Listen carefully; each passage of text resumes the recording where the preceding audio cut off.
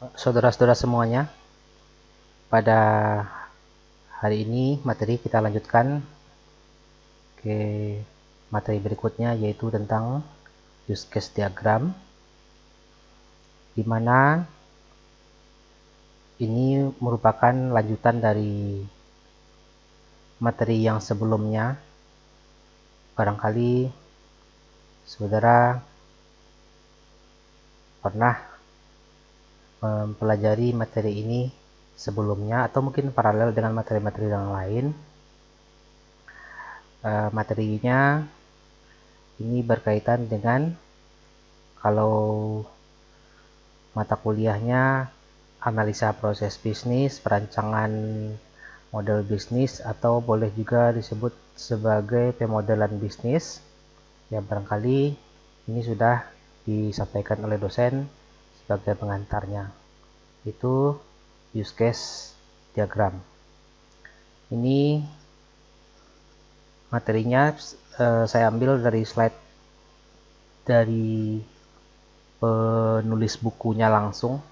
Jadi bila mana saudara mengalami kendala nanti di dalam memahami apa yang ada di dalam naskah ini, silakan nanti di download. Materinya sudah saya upload pada Google Classroom. Nanti silakan dibantu dengan Google Translate untuk mengambil pemahaman apa yang dimaksud dengan naskah yang saya upload tersebut.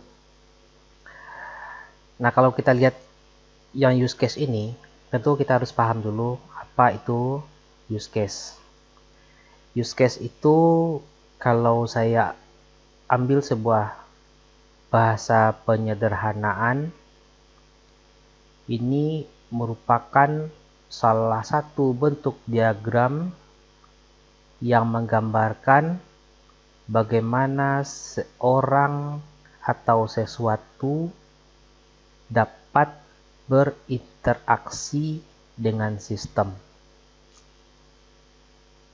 Bukan tentang bagaimana sistem melakukan tugas tertentu. Nah, kalau yang saya sebutkan terakhir ini ada pembahasannya lebih lanjut di pemodelan-pemodelan atau tool-tool berikutnya. Kalau di use case ini, yang paling penting kita ketahui di awal adalah bagaimana seseorang atau sesuatu dapat atau melakukan sesuatu.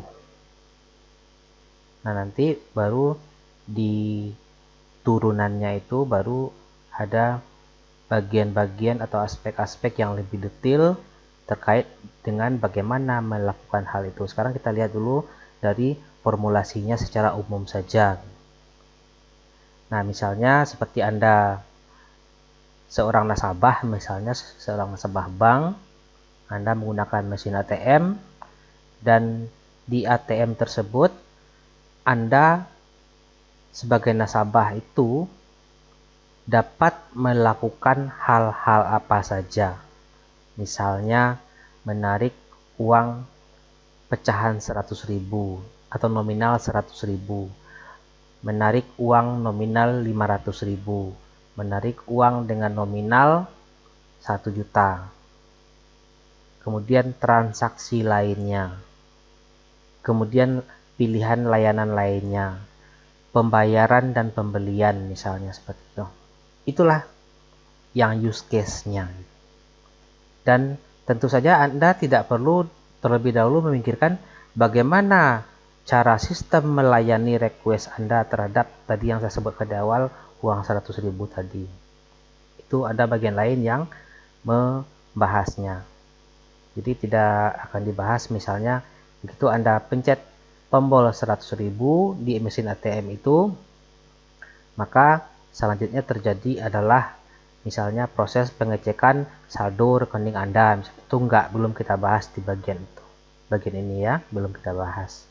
Tapi kita ingin mengurai di sisi luarnya dulu apa yang bisa dilakukan. Nah, itulah yang disebut dengan use case.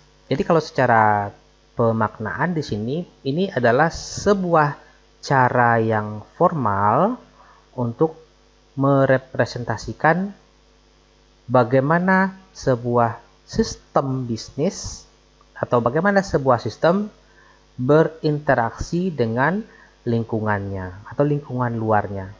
Kalau lingkungan berarti dia berada di luar sebuah sistem. Jadi sistem bank, ada sebuah sistem bank misalnya, Anda sebagai nasabah berarti Anda environment-nya. Siapa lagi yang berkepentingan pihak luar terhadap bank misalnya begitu. Nah misalnya pihak seperti OJK misalnya. Nah dan macam-macam. Nah sekarang kita lihat di satu sisi itu nasabah. Nasabah bisa apa saja gitu. Yang kedua, use case itu mengilustrasikan aktivitas yang dilakukan oleh user terhadap sistem. Jadi seperti yang saya sampaikan tadi, ada semacam ilustrasi yang dibuat apa yang bisa dilakukan oleh user terhadap sebuah sistem. Nah, kemudian use case itu juga merupakan sebuah skenario. Nah, teknik membuat sebuah skenario dalam UML, Unified Modeling Language. Di UML itu, Unified Modeling Language itu, ada sebanyak 9 tool, yang mana salah satu toolnya itu adalah use case. Jadi use case ini yang pertama dulu sebagai entry point-nya. Nah, use case itu juga merupakan serangkaian action. Sebuah sistem melakukan sebuah aktivitas yang boleh dikatakan boleh di-request oleh seorang aktor. Aktor yang dimaksud di sini seperti nasabah itu ya memang kita sebut sebagai aktor. Jadi kalau saya ambil analogi lainnya, misalnya pada sistem aplikasi registrasi mahasiswa atau sistem pengisian KRS Anda itu, aktornya adalah mahasiswa, bagian keuangan, kemudian ada BAK, di situ ada 3. Nah, kalau mahasiswa bisa apa saja terhadap sistem tersebut.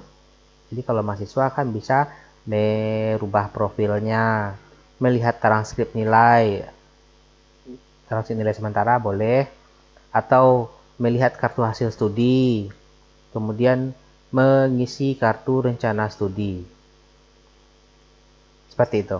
Tapi kalau bagian keuangan, apa use case-nya? Cuma satu, yaitu mengaktifasi akun dari mahasiswa. Sebab kalau misalnya akun mahasiswa itu tidak diaktifasi oleh bagian keuangan, maka mahasiswa belum bisa melihat nilai, mahasiswa belum bisa mencetak KHS, belum bisa ngisi KRS dan segala macamnya. Nah, jadi itu perannya. Nah, sementara aktor berikutnya BAK. BAK itu hanya bisa melihat siapa-siapa saja mahasiswa yang sudah mengisi KRS, apa-apa aja mata kuliahnya.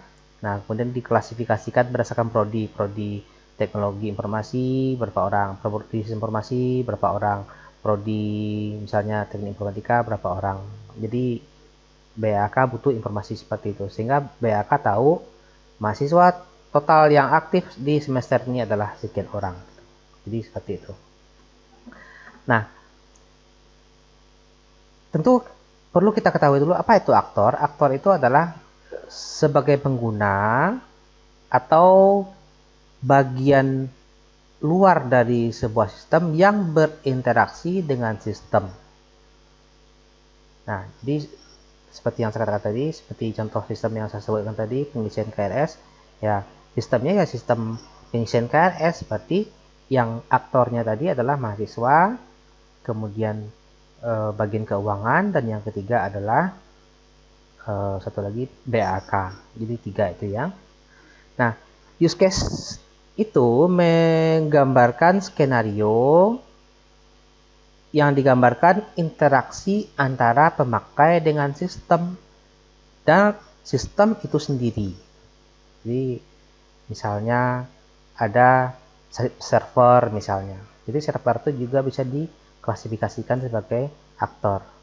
Jadi bagaimana server itu merespon sebuah request misalnya.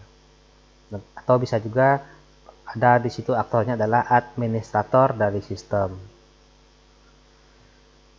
Nah, use case diagram itu menggambarkan apa yang dilakukan oleh sistem terhadap sebuah kondisi atau request dari lingkungan eksternalnya. Jadi penekanannya itu adalah pada apa yang sistem lakukan, bukan tentang bagaimana melakukannya. Jadi masalahnya adalah apa yang dilakukan oleh sistem. Jadi sebuah use case itu ya lebih tepatnya dikatakan sebuah skenario. Kalau misalnya kita menonton film itu kan dibuat dan diproduksi berdasarkan sebuah skenario. Jadi itu sebagai bagian pengantar dari materi use case-nya ini. Nah, misalnya di sini ada skenario pada sebuah klinik kesehatan ya. Nah, seorang pasien menghubungi klinik untuk membuat perjanjian tentang check up tahunan ya, check up tahunan. Maka kemudian resepsionis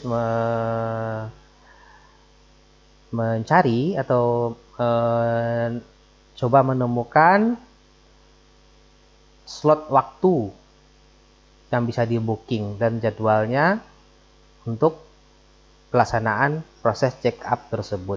Jadi ada dua aktor yang terlibat di sini, yaitu ada pasien dan resepsionis. Pasien melakukan apa atau apa yang dilakukan oleh pasien terhadap sistem. Jadi pasien kan menelepon atau menghubungi resepsionis. Nah, apa yang dilakukan oleh resepsionis?